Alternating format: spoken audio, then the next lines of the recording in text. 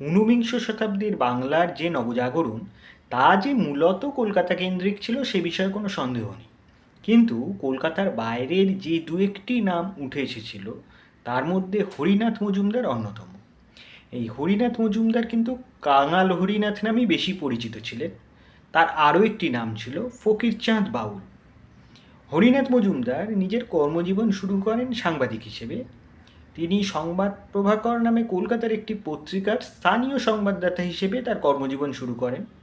তারপরে তিনি গ্রাম বার্তা প্রকাশিকা নামে নিজের একটি পত্রিকা খোলেন এবং তাতে কৃষকদের দুর্দশার কথা, জমিদারদের অত্যাচারের কথা ইত্যাদি নিয়ে লেখালেখি শুরু করেন।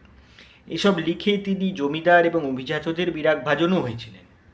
এছাড়া তিনি গানও লিখতেন, বিশেষত বাউল গান, এবং তার একটি গান হরিদিন তো গেল সন্ধে হলো পার করো আমারে, এই গানটি প্রবল জনপ্রিয় হয়েছিল এবং বহুদিন বাংলার ঘরে ঘরে গানটি শোনা যেত।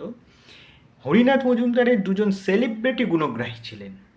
তাদের একজন হলেন লালন ফকির আর একজন হলেন রবীন্দ্রনাথ ঠাকুর।